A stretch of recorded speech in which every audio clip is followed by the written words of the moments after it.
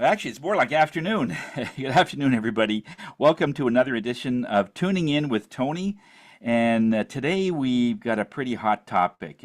This has been something that's been in the work for actually quite some time. I get many people coming to me just asking about the various things that they're waiting for. It's all about you waiting for something.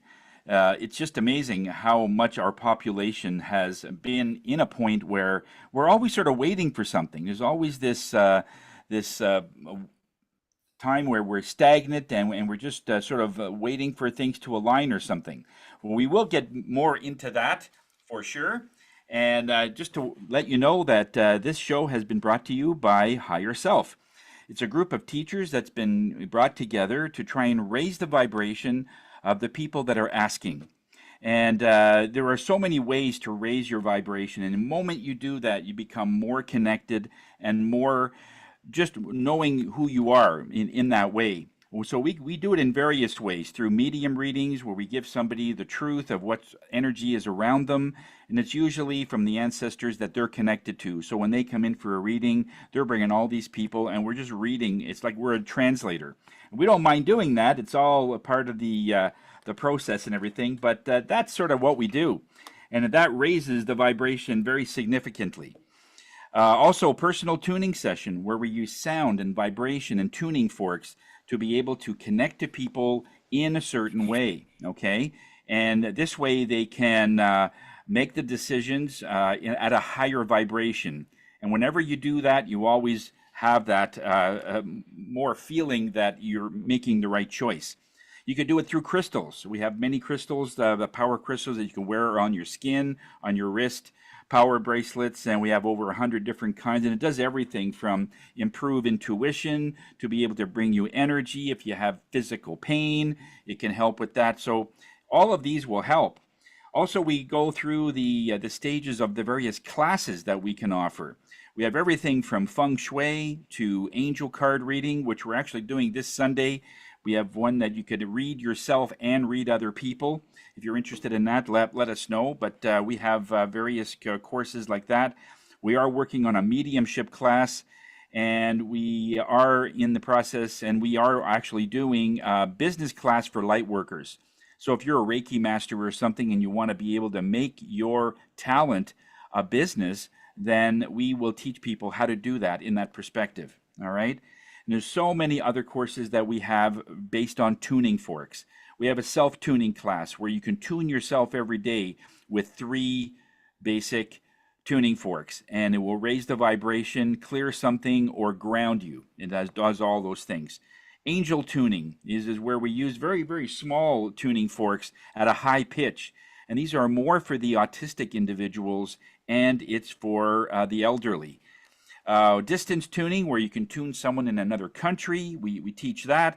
And of course, the certified tuning classes, where if you want to make this into more of a serious thing, then we will do that as well. But all of this we put right into a podcast. We look at the various ways in which we can share information so people have access to it through our podcasts. And we even have a special meditation podcast where it'll raise that vibration. And a big shout out goes to Carl Richards for his podcast solution, Made Simple. He's helped us so much bring, and it's a very successful podcast. It's one of the top ones that we have been experiencing. So it's been great.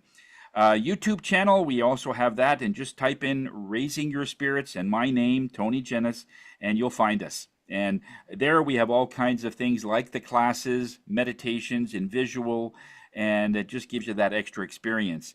And all the live ones that we are doing now are going to be on that show. So we are going to be doing this live for the next while so that we can, again, spread our word to what Spirit wants to say in that way. We also have a Facebook group, and it's called Tuning In with Tony.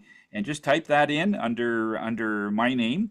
And we have a place there where you can post a question, or if you have anything going on in your life that you need some clarity with, just some very small 2 to 5 minute things, okay? And it also gives you clarity that way.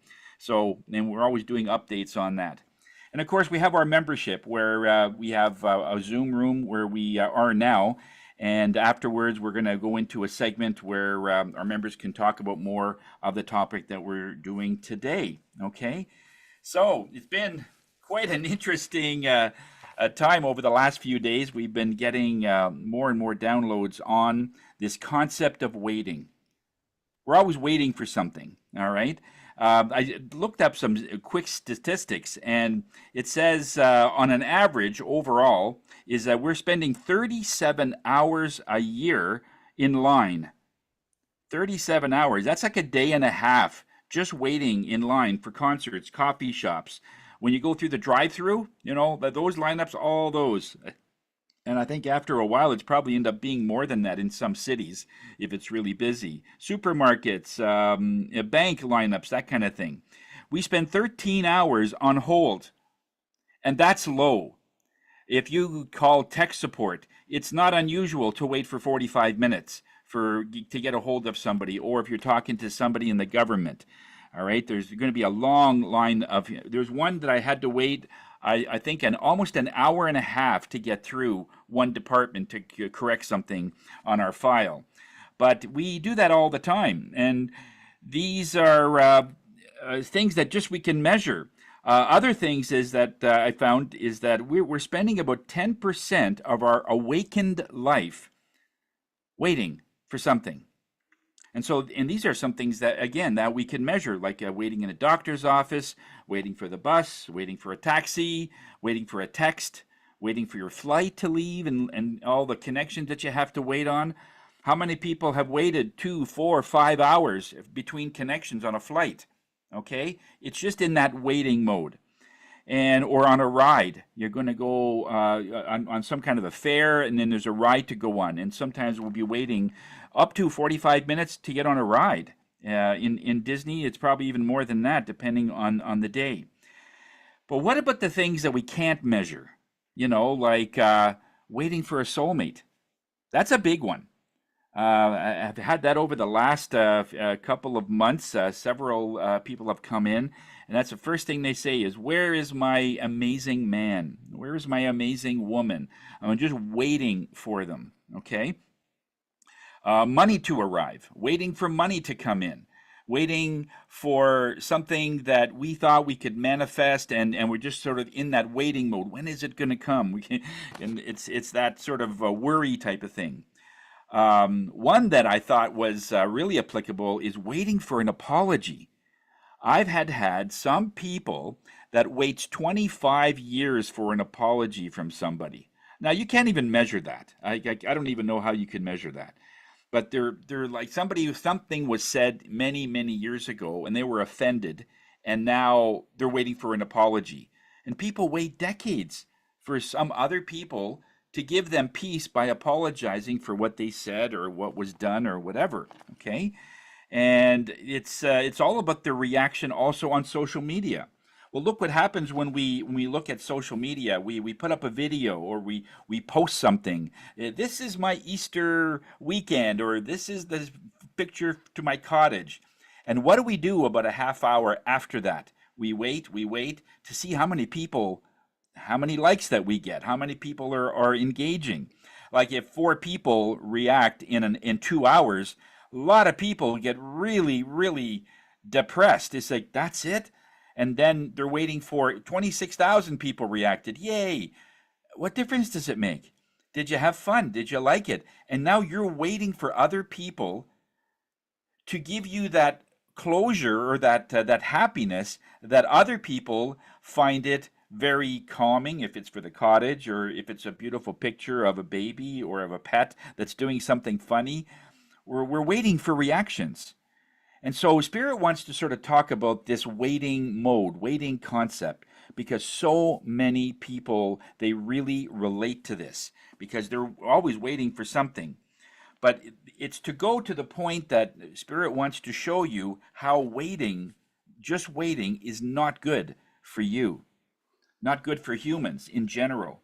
It's just not putting us in the highest light possible. Sisters, if we go back 150, 200 years and more, what do you think our ancestors did?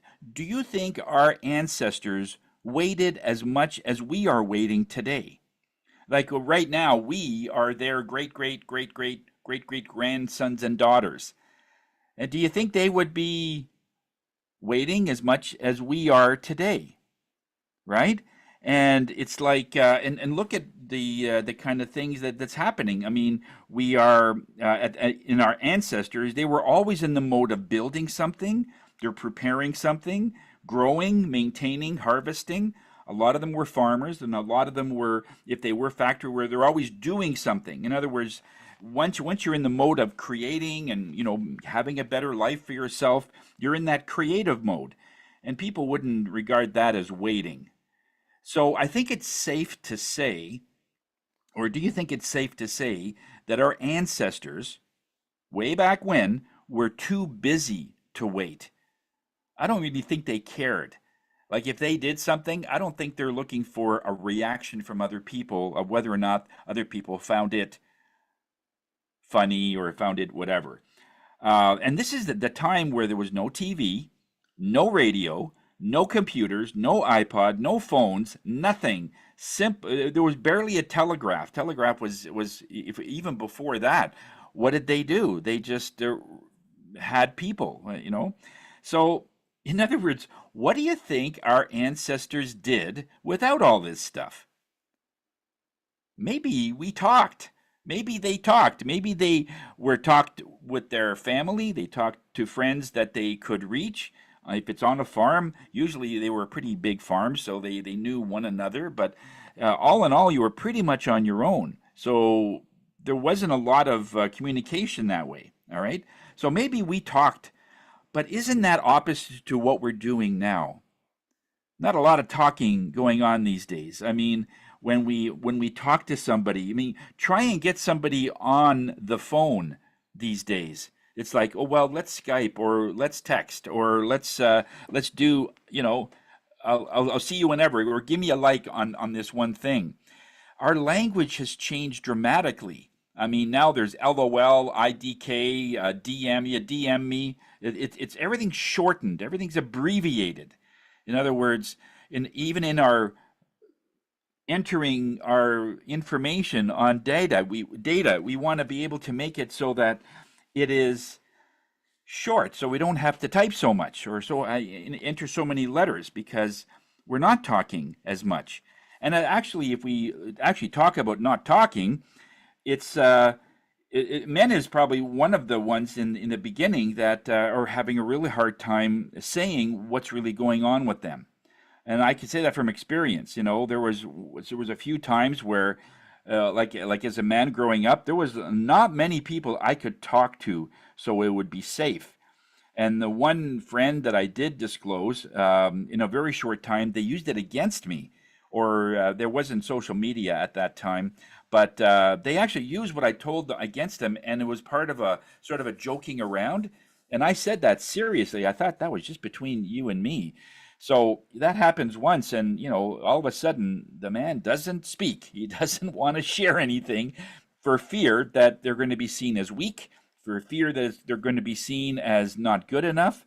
And so we just keep it all in. And that just amplifies the problem of not talking. And women are like that in some ways too. If you have a friend that you disclose very, very private stuff to, like things that are funny that are private, next thing you know, it's on social media or someone else heard about it. And it's like, how did they find out? I only told one person. And so when you approach that person, oh, I thought you told everybody. I thought it was okay, but I said it was just between you and me. You were serious about that? You know? So when we start looking at why we are just waiting, it's because we're not talking. We're not sharing the same way as we did even 50 years ago, letting go of going back 150 to 200 years ago, before even many of the technologies were really in play that we're enjoying today. But when people say that, I have on Facebook, I have 5,000 friends. Really? Do you know them all? Oh, none. In other words, they don't go to lunch with them. They don't meet them, to see how they're doing. They don't visit their family. They don't even say happy birthday to some people. It's just a number, 5,000 friends. So what difference does that make? In other words, they're all very is superficial, in other words. So so this goes along the time when we're waiting because we are waiting to be popular. We are waiting to be an influencer. And we think it this is the road to do it by just getting all these people together, getting some likes, and when it really comes down to it, it really doesn't mean much. I mean, they have industries right now in India by the hundreds and thousands of people that all they're doing is clicking, right? They're clicking. I'd like to get at least 40,000 followers. No problem. In 24 hours, you'd have it because each person would have, let's say, 500 URLs, and they're just clicking. So it's all about the numbers now. It's nothing about depth, nothing about what makes sense, what people are actually following you on. And then there's this false sense on top of that that, hey, I got 40,000 people. That's great. And you could show it. But so what? What does it mean to people? How many lives have you changed? How many things are really going on? When we are waiting, it's like we are part of science. There is in science a law of cause and effect. Okay? When you create something, you're not waiting. We already talked about that. So when you're building a life, when you're working hard on something and you're focused on something so bad, I'm saving up for a house, I'm saving up for a cottage, I'm saving up for something. You're just looking to save up for something. You're not waiting, are you? There is no waiting because you're so busy creating and getting it so that, oh, I wonder what it would be like once I get into this house. I'm gonna make sure that the kitchen is in a certain way, and so it's all about creation. None of that is waiting. That is who we are. As humans, we are creators. We love to build things, whether it's building a life, whether it's raising a life, raising a child. We're building something, and we love that. And that's what our biggest asset is as being human. We are building something. We're creators. The same as the creator. We are doing the same thing as our creator that made us. So we love to create. But we don't feel that same hit, I guess you could call it, or this juice when we are waiting for something. We think that something has to happen so that we get stuff. So in science, there's a law of what they call cause and effect. If I have a ball, let's say in my hand, and I choose, and I'm right above the ground, and I choose to let it go. So my creation is letting this go so motion happens. So then the ball comes down, hits the ground, and bounces. They call that effect. That is the effect. So when we look at it in reverse, what it really means is that the ground was waiting for us to let it go. So it's not in creation mode, and it's on the ground, which is perfectly good in that way because that is really where the energy of waiting is. It's much lower. We actually lower our vibration when we are in this waiting mode, waiting for something, waiting for somebody, waiting for the money, waiting, and we're just sort of waiting. And it's really amazing that when we do that, that anything that we do, okay, we always relate it back to what would it be like to actually create something. And we really do want that to happen. But we are perfectly content. I saw this one quote. It says, why is it that many people are perfectly content to wait for others? That puts us at a disadvantage by us settling for being the not being the effect of creation, but we want to be the cause. In other words, we are choosing to be the effect and sort of discounting the fact that we could create anything. Now, if we look at it this way, the process of waiting when we transfer our creative abilities to someone else so that we can feel good, that we get something. We feel we are creating, but we are kind of not because we didn't have anything to do with the creation of that. Now, there's a fine line between here when you're just waiting and nothing else, and you are actually seemingly like you're waiting, because to the untrained eye, it'll look like you're waiting. But if you are visualizing, In your mind, that's where creation starts. Is where all creation starts. When we look at the various ways that we make things and do things, come up with new ideas, it's going to come outside of us. And that is in the verge of creation. But we're not actually physically doing anything. So to the untrained eye, it looks like we're waiting. Okay. If I'm waiting at a doctor's office, I'm not just sitting there. I've got 14 things going on in my head. Okay, when I get home, I got to do this. Okay, then I'll do that checkup. I can do that for an hour. I'm not waiting. I'm just sitting, not doing anything. Huge difference. So what Spirit is saying is people that are just simply waiting, no brain activity, they're just simply waiting for someone to say, okay, it's your turn. You can go in. Okay, that is waiting. Okay, but this creates the illusion that we get. Yeah, this will create the illusion that you can create anything in your life with the condition that other people have to decide and approve on it for you to get it. That's what waiting is in that energy. So when we phrase it that way, and it is a little disrespectful, and I kind of did that on purpose because I want to really make you understand that when you are waiting, your whole being is stopped, it's stagnant. And energetically, it actually brings down your vibration, where you are now subservient to other people's letting the ball go. We're waiting on the ground, waiting for someone to let go of the ball so we can get it to bounce or we'll catch it or whatever it is. But anyway, somebody has to decide to create, and we are now the effect. So when we phrase it that way, all of a sudden it turns people's mind around. He says, "Oh, okay. Well, how do we do this? How do we adjust this?" Okay, when we are looking for the a soulmate is a good example. Had one yesterday where that's one of the first things that they said. You know, Tony, I've been waiting for 12 years now for a soulmate, and where is he? Where is this amazing man that you keep talking about?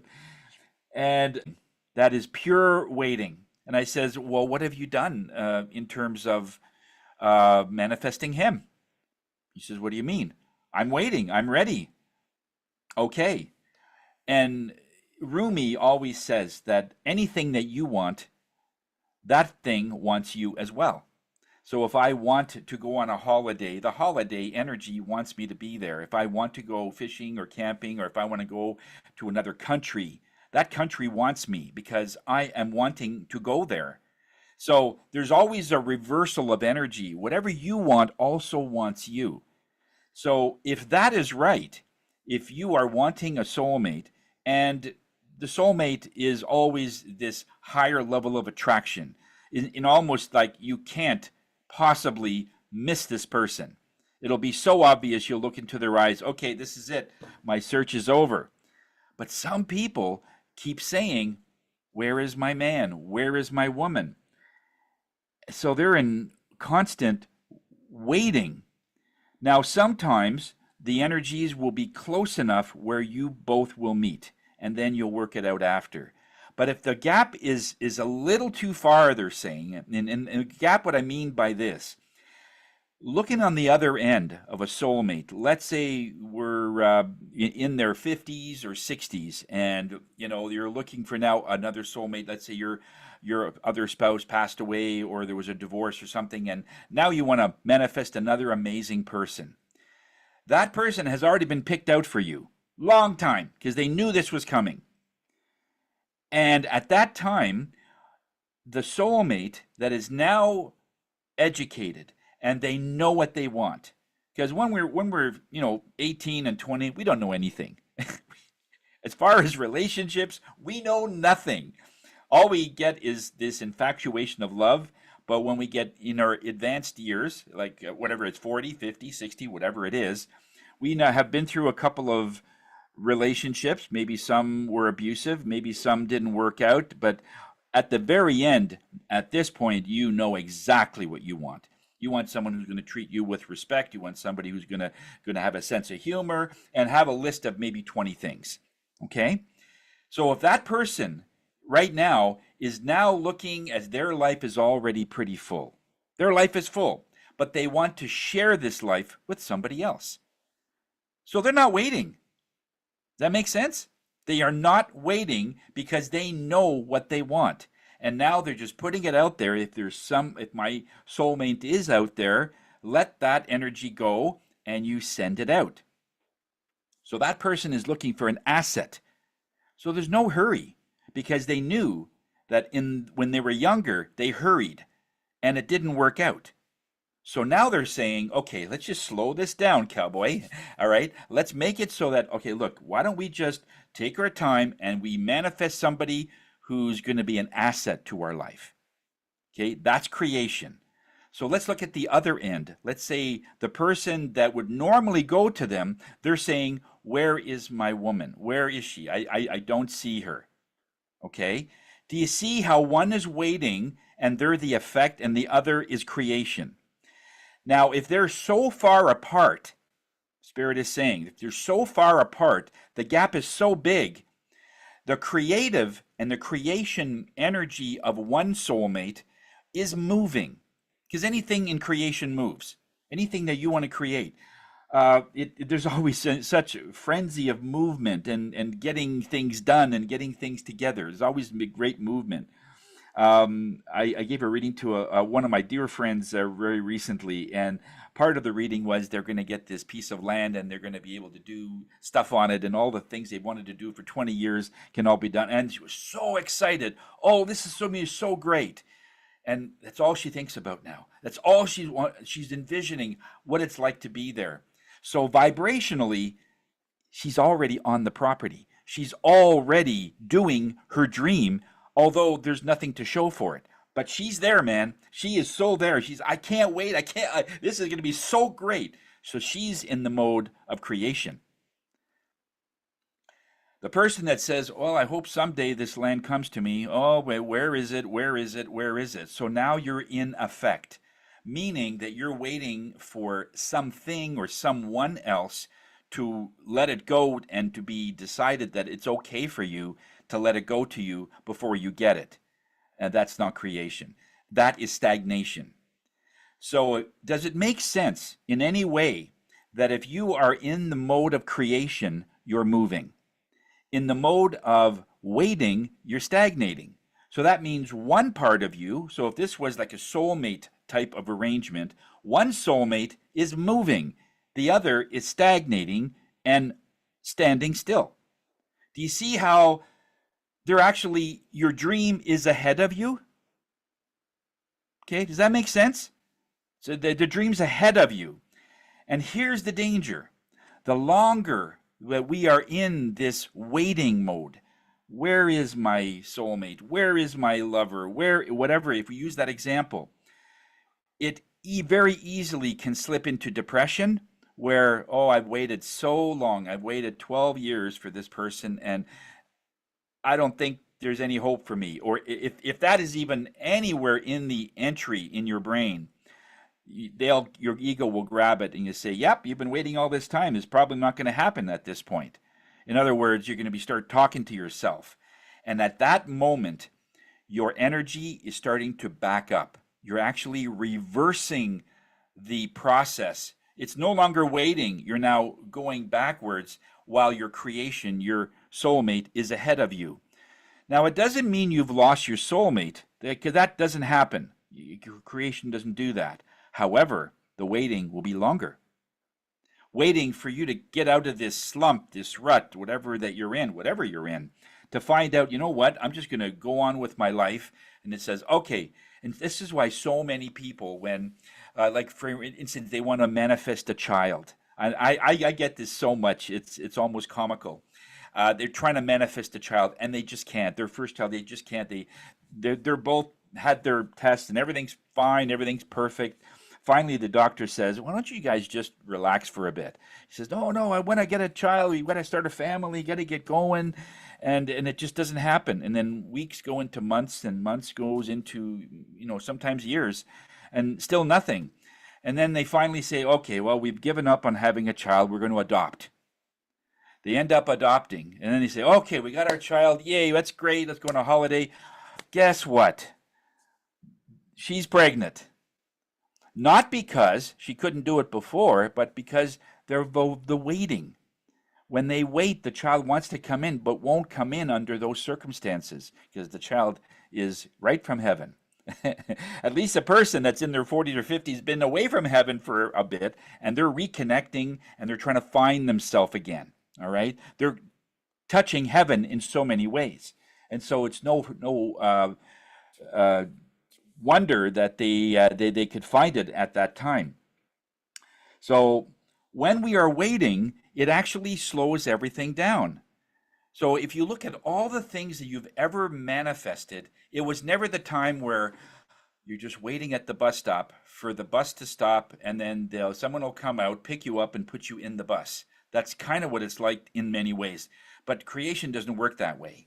So there are, of course, there are many ways that you could raise your vibration in some way, but basically is to keep busy, is to find some way to be able to turn things around where you stop waiting and you are more in the line of really what you want. Because the last thing you want to do is to fall into that depression because you've waited so long.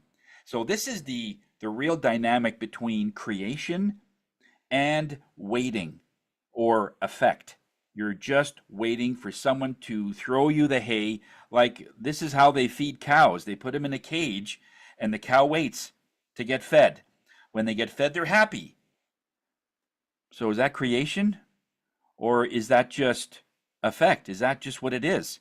Not that there's anything wrong with it, because that's how we feed our animals. Nothing wrong with that. But that's not the way that humans were designed. We were not designed to be fed. We were designed to create and manifest.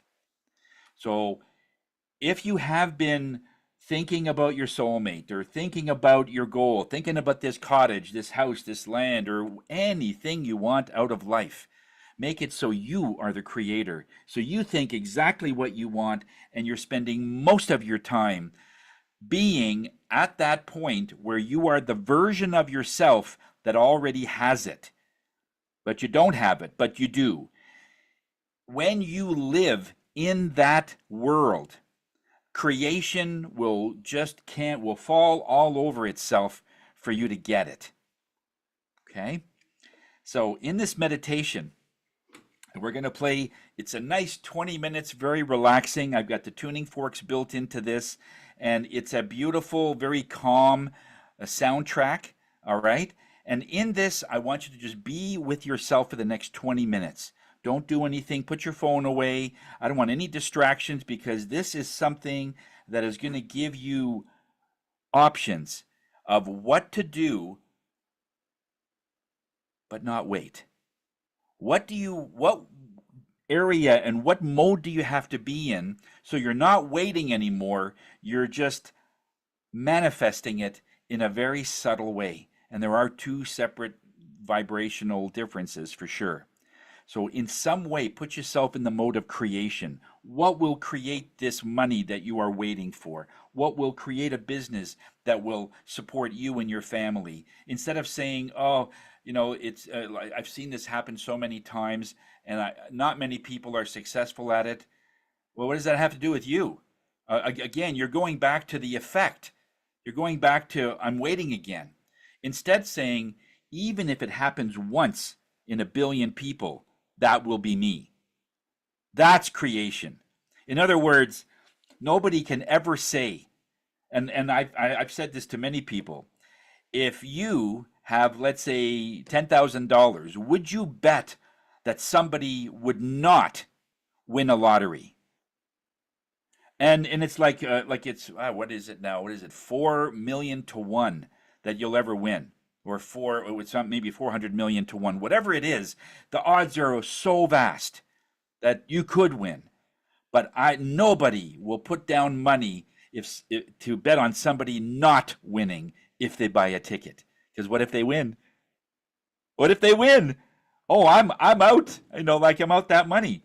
So if that says anything to you, even if it's only one, make that you. And I get it. I get the odds are maybe against in so many ways. But let's create. So in this meditation, I want you to breathe in the color orange. Okay? Orange is a beautiful creation color. It's a childlike color. It's a color of creation. It's manifesting exactly what you want in a childlike way. Because look at kids. Anytime they're creating a sandbox or creating castles or they're making stuff with mud, it's all laughter. They're having such a great time. So I want you to have a good time in this and just be with yourself for the next 20 minutes and let's see what comes up for you. Okay? Breathe in the color orange. Okay? Get yourself nice and comfortable and we'll see you in about 20 minutes.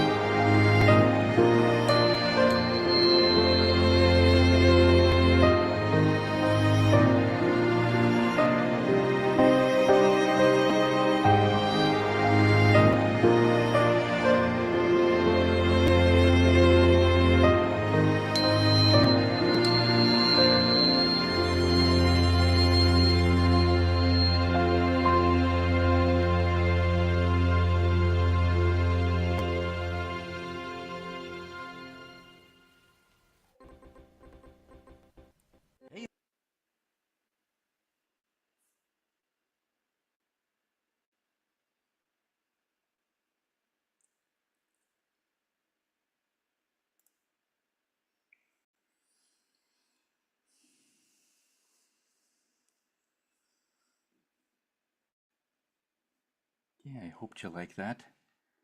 That was a selection that we did a couple of years ago, and I hope this class was of benefit to you, to give you an idea of where your energy is going from how Spirit sees it.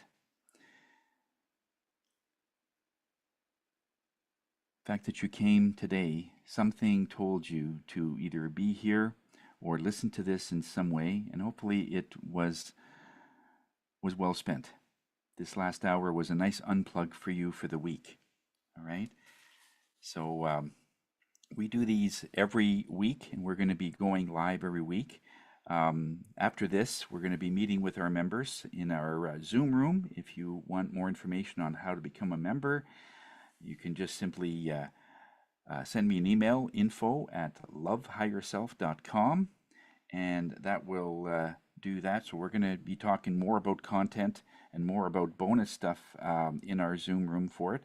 But we want to thank you for coming today, and we'll hope to see you next week. So until then, namaste. Okay, bye guys.